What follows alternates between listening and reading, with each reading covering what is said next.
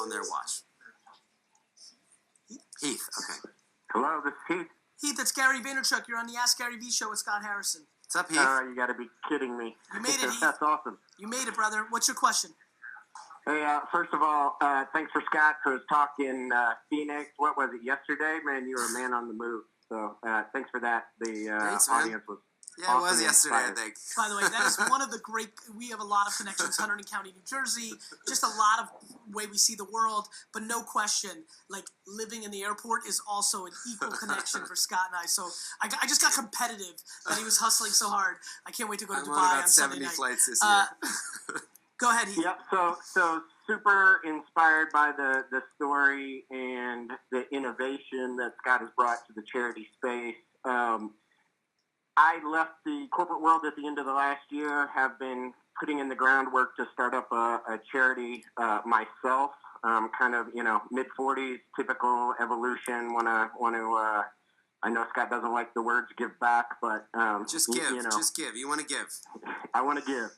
So the question is, we are in the infancy stages of starting up a charity for at-risk youth using Brazilian Jiu Jitsu, the sport of Brazilian Jiu Jitsu, as a vehicle to keep them out of gangs, away from drugs, that sort of thing. Love it. I like a lot of the innovation that I've seen, your model in terms of like the 100% model. Yep.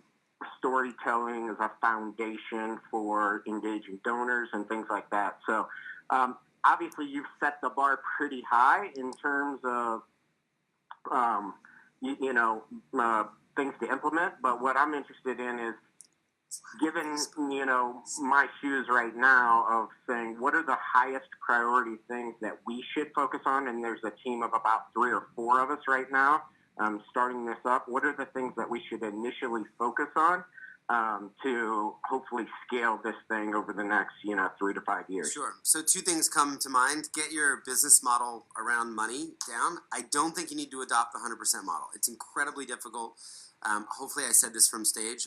I'm trying to tell people, running effectively two organizations in perfect balance at the same time is incredibly challenging. We're lucky to have Gary and Lizzie and these other families, but I don't think you need the 100% model to be successful. What I think you need is just to tell people where their money goes.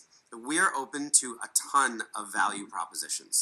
We want clarity around where the dollars went. If you told us right now that your greatest need was a lawyer to incorporate, there are people that are saying, great, I'll help you pay those legal fees.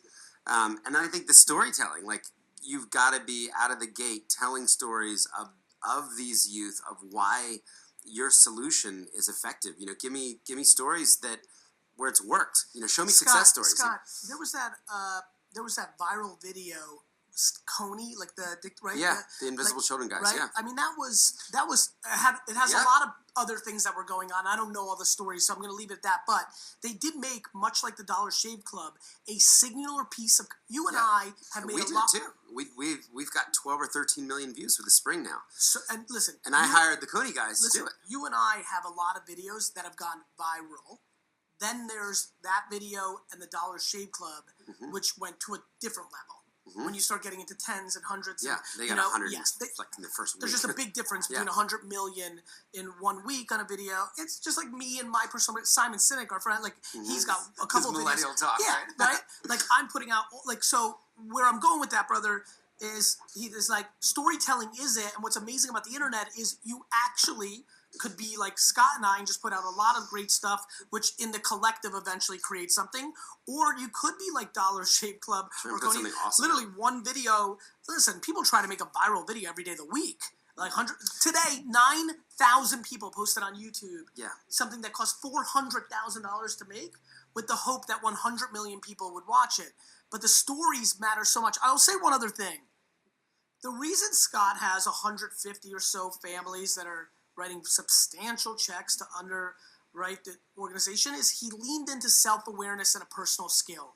He's, as you know, as everybody who's watching, as you saw on stage, as my little 5-person crew that's sitting here, and as I knew, when you have that level of charisma and authenticity and a way to communicate that touches somebody, you have a chance of being able to create that kind of model. When I hear somebody say, I'm cliche and I'm 40 and things have gone well and I want to give back, I also say to myself, he also knows 4 to 7 to 39 other people that he came up with that also did well within the industry on his team. So I always tell people, lean into self-awareness and strengths. That's good. If you're in a position in your mid-40s where you can afford to make this transition, and just hearing the way you delivered the sentence, I'm like, let's keep it basic here. Oh shit, he knows other rich people, right? And if you make something called the ring, which is, or the squared circle, or the fucking octagon, or whatever the fuck you want to call it, and there's 8 people in the octagon that launched this charity with you, and they all run $250,000 checks because they can, well, guess what? You start getting into a model. So, like, people shy away from their strengths sometimes. I wouldn't. Does that make sense to you? Yeah, point well taken. And, Gary, I think this question, the final question that I have, I think you might be able to lend some expertise here as well. One of the big light bulb moments when I was studying Scott's use case was his transition from, traditional charities basically starting over at zero every year in terms of their fundraising, and saying, this is a thing that almost made him quit, right? Because it's like this never-ending vicious cycle. If we have a great year, and I can't trump that. So transitioning to a recurring revenue model. Yes. Big light bulb went on. One thing that I've been chewing around in my brain is, if we take that approach, what kind of content can we give back so that when, my credit card expires and I need to go renew that thing, it's the right question. First of all, the fact that you're even, question. I think if you notice how we both reacted, the question already gives us confidence. Let me throw one other thing at you. Yes, content. I will tell you right now, access. The biggest thing that I think people don't understand is how important access is as well. So, for example, a lot of what I've been thinking about is, like, what if January 5th was the day? Like, what if, like there was a special day? Like, what can you do around that day when everybody reoccurs for the year? I've been thinking a lot about, like, Black Friday. Like, it's this heavy commerce day. Could it become this huge giving day? And then what do you do around that week? I think access. I think one thing that Charity Water does extremely well, and one thing that I'm actually going to talk to Scott about off camera, and now I'm just going to share it on camera, is I think of the big Charity Water, like, ball event at the end of the year, and we've talked about, we never executed, I'd like to bring it up, like a smaller wine version. I look at it like TED, right? TED had this incredibly big event in Vancouver. It was such a big deal. And some people will argue it diluted the brand, which I would argue is true. But I think in other ways it expanded the brand. They started creating TEDx, right? So to me, just even hearing what you're saying, one of the things you could do is have, like, 4 major UFC events each year that certain people get access to go with you, and that Saturday and that Sunday morning is the Or brunch. to go with the kids. Go to the kids in the program. There's things you access. Like, I'll give you one. If I started something like this tomorrow, the first thing I would do is do a live call in show every Friday night from 4 to 6 because I'm good at it, and more importantly, it's access. So I think access is something that people gravitate towards too, not just content. And as content continues to grow, it gets commoditized, but access doesn't. The trips to the field. Yeah, community. I'd say that's the second piece. So, Heath, with our recurring giving program, we pivoted from the birthdays at year 10 over to the spring, which is now, it's been growing. It's up, I think, 277%. I mean, it's crazy growth. 104 By the countries. way, let me just stop everybody. I love when people think things happen by accident. Nobody talks in terms like 270s. I think, like, I just want, this is important. I have, like, the Scott, portfolio listen, dashboard. I want people to understand what it takes to be successful. You don't say 277. I think 277%. You didn't say 300. You didn't say 250. Like, when you're in your shit and you know it's 277. But I've got it on my phone. Great. So you created infrastructure to have a dashboard on your phone. Like, it means you're in it. It means you're thoughtful. You know how you build these things, brother? Back to, like, you know why he didn't quit? You know why VaynerMedia doesn't scare me, even though every scope ends every year too? It's when you're in your craft. It's when you're passionate about something, you're figuring it out. You're in the trenches. Yeah, he's right even the question. We think you're going to be successful. We do, because of the data of he already was to get him into this position. But I want to say this is me on a tangent. This is why passive income scares the shit out of me. All these kids get tricked into recurring revenue, and they think they're going to create a landing page, and they're going to make money, and people can just keep paying them, and they go to sleep. There is no recurring revenue. You got to be on top of your shit. For me, it's not in lieu of, doing other fundraising efforts, traditional fundraising efforts.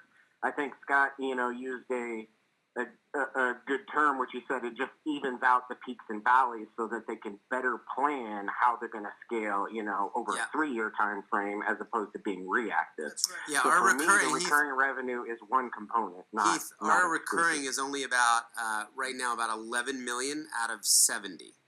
So, but the beautiful thing is when you have that many people giving monthly, so we've got about 33,000 givers giving $30 a month on average from 140 countries, the halo effect on the whole organization is huge. So you can't help but grow the other parts of it. So I'll give you an example. There was a woman in Chicago that was given $30 a month. I don't know, for 5 or 6 months, she calls up the office, she gives $50,000. Builds 5 wells. She got to know the organization through that, through the content, through the community. We just hosted an event in Atlanta where we just invited 300 of our spring members just to come and meet each other and to meet some of the people in our water programs team, just building community. So we threw a party for people giving $30 a month. So I think you'll figure that out, the content, the community, connecting people. And I think it's got to be an important part of your organization. So I'm glad you're doing it from the beginning. I wish I had done that from the beginning. I felt like I was 10 years too late on that. That's what happens when you innovate. Good luck, brother. I'm very appreciative of the model you've Good built luck. because it's an easy reflection point to try to mimic some of the good things you've That's put exactly in. So right. I appreciate that. Thank you, brother. Good luck, man. Take care. Good luck. Thank you. I think that's right. I think he made a really important point. And again, trying to